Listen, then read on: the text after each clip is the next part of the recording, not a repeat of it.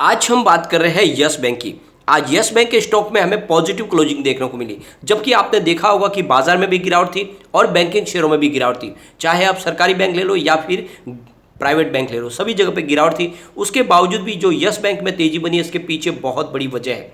क्या है वो वजह, इस वीडियो के माध्यम से डिस्कस करेंगे। यहाँ पे डिश टीवी को लेकर भी एक बड़ी अपडेट निकल के आ रही है। जैसे कि आपको पता ही होगा 24% की स्टेक ली हुई है डिश टीवी के अंदर यस बैंक ने, क्योंकि वहाँ पे कुछ शेयर गिरवी रखे होते। अब उन गिरवी शेयरों की वजह से एक मेजोरिटी स्टेक होल्डर बन चुका है यस बैंक। तो वो मामले में आगे क्या संभावना बनती है उसको भी डिस्कस करेंगे। साथ में क्या इस समय में यस बैंक में इन्वेस्टमेंट करना चाहिए, जिस तरह से गिरते बाजार में आज शानदार हमें पॉजिटिव क्लोजिंग देखने को मिली है, क्या आने वाले समय में जबरदस्त तेजी बन सकती है। और दूसरी तरफ जो एआरसी का गठन होने वाला है उसके ऊपर जो अपडेट निकल कर आई थी, उसके बारे में भी कुछ लेटेस्ट अपडेट निकल कर आई, उसको भी डिस्कस करेंगे। और क्या जल्द से जल्द एआरसी बन सकती है, क्या आने वाले समय में रिजल्ट के बाद हमें यस बैंक में बड़ी तेजी आती हुई दिखाई दे सकती है। तो ये बहुत सारे सवाल हैं जिनके जवाब जानेंगे इस वीडियो के माध्यम से। एक तरह से कहे तो आने वाले समय में यस बैंक में हमें पॉजिटिव खबरों का सिलसिला आता हुआ दिखाई दे सकता है। लेकिन फ्रेंड, उससे पहले अगर आप पहली बार हमारे चैनल पे आए तो चैनल को सब्सक्राइब कर दीजिए, एक बेल आइकॉन दबा दीजिए ताकि जब भी नया वीडियो बने पहला नोटिफिकेशन आपको मिले। वीडियो पसंद आए तो लाइक शेयर जरूर कीजिए। चलो फ्रेंड्स, वीडियो स्टार्ट करते हैं। मैं हूं आपका दोस्त एसपी दवे और हमारे अपने चैनल ऑनलाइन कमाई में आपका बहुत बहुत स्वागत है। सबसे पहले आज के ट्रेडिंग को डिस्कस कर लेते हैं। स्टॉक ओपन हुआ 13.35 पर, लो बना 13.10 का और हाई है 13.50 का। अंत में क्लोजिंग 13.40 पर रही, जहां पे 1.13% की हमें तेजी देखने को मिली। तो ये जो तेजी बनी है ये अंत में बनी है। दिन भर तो दबाव बना हुआ था, लेकिन फिर कुछ अच्छी खरीदारी हुई बड़े फंड हाउस की, जिसकी वजह से यहाँ पे पॉजिटिव हमें तेजी देखने को मिली। यहाँ पे अगर आप देखें एनएससी की बात करें तो 3,19,75,000 का वॉल्यूम हुआ। सामने 1,20,44,000 की डिलीवरी उठाई गई और डिलीवरी का परसेंटेज 37.67% है। और अगर हम इसके वॉल्यूम को एनालिस करें तो पिछले एक महीने पहले इसका 6 करोड़ का वॉल्यूम था। 1 वीक पहले भी 6 करोड़ का ही वॉल्यूम हुआ था। कल 10 करोड़ का वॉल्यूम हुआ था, आज 5 करोड़ का वॉल्यूम है। कल से आधा वॉल्यूम है। और इसके पीछे वजह यह है कि कल काफ़ी ज़्यादा बिकवाली हुई थी, एक दबाव बना था, लेकिन आज वो बात नहीं है। लोगों को बात समझ में आने लगी कि जो एआरसी का मामला है वो आगे बढ़ रहा है स्टेप बाय स्टेप। यहाँ पे अगर देखें तो यस बैंक ने भी कुछ अपनी तरफ से जो बातें कही है वो काफ़ी पॉजिटिव है। अगर हम आज के बाजार की बात करें तो निफ्टी 15,938 के स्तर पर क्लोजिंग दिए, जहाँ पे हमें 0.18% की गिरावट देखने को मिली। तो आज बाजार में दबाव था।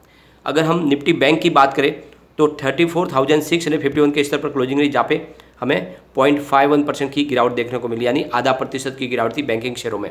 निफ्टी पीएसयू बैंक की बात करें तो 2,599 के स्तर पर 2.21% की बड़ी गिरावट थी, यानी आप देख सकते हो कि आज सरकारी बैंकों में ज़बरदस्त गिरावट हुई। दूसरी तरफ निफ्टी प्राइवेट बैंक की अगर बात करें तो 17,451 के स्तर पर क्लोजिंग रही, जहाँ पे 0.25% की गिरावट थी। तो प्राइवेट बैंकों में आज गिरावट काफ़ी कम थी और सरकारी बैंकों में गिरावट ज़्यादा थी, लेकिन उसके बावजूद भी यहाँ पे हमें यस बैंक में लगभग अच्छी तेजी देखने को मिली। अब यहाँ पे सबसे बड़ी बात निकल के आ रही है कि जो मीडिया में रिपोर्ट निकल कर आई थी कि एआरसी के गठन की मंजूरी आरबीआई की तरफ से मिल चुकी है, यानी 20% की स्टेक यस बैंक लेगी और 80% जेसी फ्लावर्स का होगा। तो ये बात जो है ये यस बैंक की तरफ से इसको नकारा गया है कि फिलहाल जो ये मीडिया में जो रिपोर्ट निकल के आई है वो रिपोर्ट में कोई सच्चाई नहीं है। एक तरह से ये एक देखें तो ये स्पेक्यूलेशन है और इसलिए उन्होंने कहा है कि इसके ऊपर हम कमेंट नहीं कर सकते, क्योंकि ऐसे ही अंदाजे के ऊपर जो तीर मारे जाते उसके ऊपर कैसे कमेंट करें। लेकिन उनका कहना है कि प्रोसेस हमारा आगे बढ़ रहा है और जल्द ही एआरसी का गठन होने की संभावना भी बन रही है। उन्होंने इसको नहीं नकारा कि प्रोसेस चल रहा है, बिल्कुल आगे चल रहा है, लेकिन अभी तक आरबीआई की तरफ से हमें इसकी परमिशन नहीं मिली है, ये उन्होंने क्लियरली कहा है। लेकिन मतलब ये निकल के आ रहा है कि एआरसी का गठन तो होगा, पॉजिटिव स्टेप आगे बढ़ रहे हैं। और जिस तरह से मीडिया में रिपोर्ट निकल गई उसका मतलब कुछ तो होगा।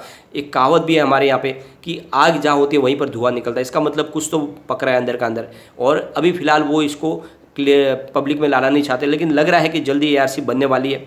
दूसरी तरफ ये वजह यही बनी कि इसकी वजह से आज काफ़ी अच्छी खरीदारी शुरू हुई और इन खरीदारी की वजह से ही हमें तेज़ी में क्लोजिंग होती हुई दिखाई दी। अगर आप देखोगे तो 2:29 पर 13.15 की प्राइस से 17,13,000 शेयरों की किसी ने बड़ी डील की है और इस डील के माध्यम से खरीदारी की है, जिससे प्राइस बढ़ने लगी। फिर आप देखोगे तो बाजार क्लोज होते थे 3:15 पर 13.30 की प्राइस से 17,07,000 शेयरों की एक और डील हुई। तो आप देख सकते हो कि बड़े फंड हाउस ने आज खरीदारी की है और उसके पीछे वजह यह है कि एआरसी का गठन जल्दी हो सकता है।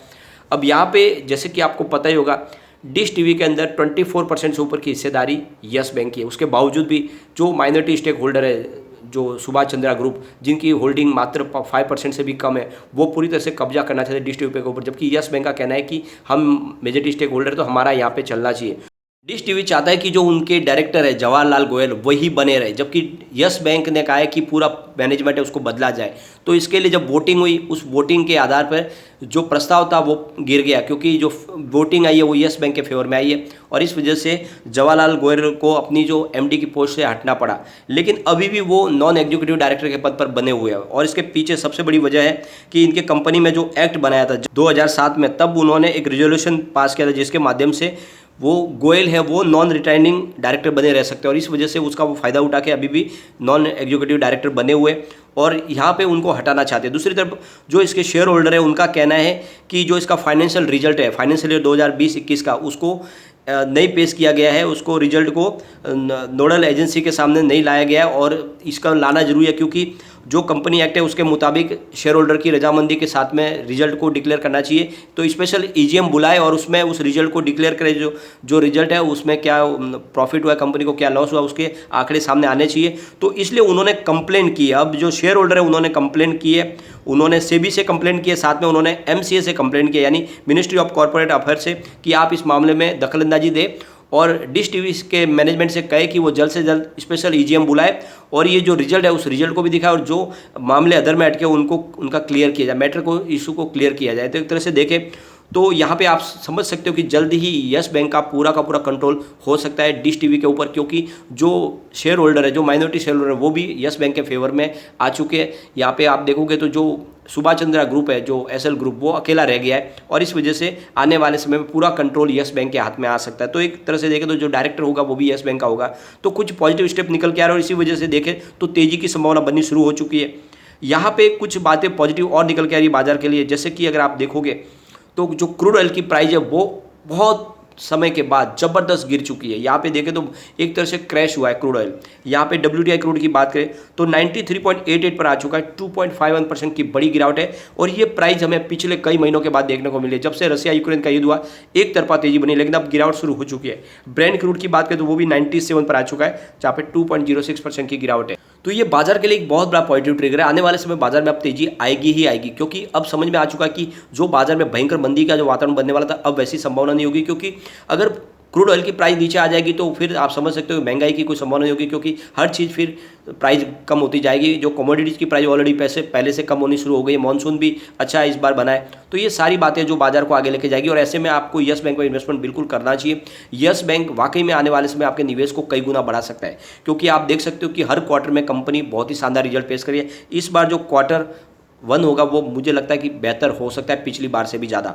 यहाँ पे एक बाजार के लिए जो चिंताजनक बात है, जिसको कुछ लोग पॉजिटिव भी कह रहे हैं, कि जो हमारा इंडियन रुपीज है वो ऑल टाइम लो पे जाते हुए 80 को टच कर गया है। ये बहुत बड़ी एक तरह से चिंताजनक बात तो है, लेकिन कुछ लोग कहते हैं कि इस समय महंगाई को कंट्रोल करने के लिए जरूरी है कि इंडियन रुपीज जो है थोड़ा दबाव में रहे। तो फिलहाल 80 पे आ चुका है। तो यहाँ पे जो जितने भी बाजार की जानकारी उनकी राय बटी हुई है। कुछ कहते हैं कि इंडियन रुपीज का जो गिरना है वो अच्छा नहीं है, लेकिन कुछ कह रहे हैं कि इस समय जब बाजार के लिए जो कंडीशन खराब हुई उस समय रुपीज गिरना ही अच्छा है। तो जो भी हो, एक तरह से देखें तो आने वाले समय में कुछ पॉजिटिव संभावना तो बनेगी, लेकिन यहाँ पे जिस तरह से इंडियन रुपीज पीट रहा है उसकी वजह से जो बाहर के जो इन्वेस्टर है वो यहाँ से अब डॉलर निकाल सकते हैं, क्योंकि उनको लगता है कि आने वाले समय उनको बेनिफिट उनका कम हो जाएगा, क्योंकि अगर डॉलर के सामने इंडियन रुपीज़ कमजोर होगा तो उनको तो नुकसान ही होगा इस बाजार में इन्वेस्टमेंट करने, इसलिए वो अपना इन्वेस्टमेंट निकाल भी सकते हैं। तो बाजार को थोड़ा सा इसका दबाव देखने को मिल सकता है। ओवरऑल बाजार के लिए सिग्नल आने वाले समय तेजी के अच्छे बन सकते हैं। तो आपको यस बैंक में इन्वेस्टमेंट करके रखना, कोई चिंता की बात नहीं। जल्दी ARC का गठन भी हो जाएगा और 0 NPA हो सकता है यस बैंक का। वैसे भी NPA रिकवर तो हो ही रहा है, तो पॉजिटिव संभावना बनती रहेगी और जैसे ही पॉजिटिव रिजल्ट आएगा उसके बाद और भी अच्छी तेजी बन सकती है। यहाँ पे कम्युनिटी सेंटीमेंट स्टॉक के साथ बना हुआ है। 80% बाई की कॉल है, 14% सेल की कॉल है, 6% होल्ड की कॉल है। तो आप देख सकते हो 100 में से 86% लोग इसको लेना पसंद करें। एक बार इसके पिवट लेवल को भी चेक कर लेते हैं। यहाँ से गिरावट होती है तो 13.07 का फर्स्ट सपोर्ट है, ये सपोर्ट टू था 12.88 तक स्टॉक जाएगा और नीचे गया फिर 12.62 तक जा सकता है। लेकिन पॉजिटिव अगर माहौल बना तो 13.52 का फर्स्ट रेजिस्टेंस है, इसको पार करते ही 13.78 तक स्टॉक जाएगा और वहाँ पहुँच गया फिर 13.97 तक जा सकता है, यानी 14 को पास क्रॉस करने की संभावना बन जाएगी। तो बिल्कुल तेजी की संभावना बन रही है और डिप में खरीदारी का मौका है, क्योंकि स्टॉक में कितनी भी बड़ी बाजार में गिरावट होती है स्टॉक ज़्यादा नीचे नहीं जा रहा, तो ऐसे में यहाँ पे खरीदारी की जा सकती है। लेकिन फ्रेंड, कोई भी इन्वेस्टमेंट करने से पहले अपने फाइनेंशियल एडवाइजर से गाड़ी ले ले या अपना खुद का रिसर्च करें, क्योंकि मैंने वीडियो आपके एजुकेशनल पर्पज़ के लिए ही बनाया। वीडियो पसंद आए तो लाइक से जरूर कीजिए और चैनल को सब्सक्राइब कर दीजिए। Thank you.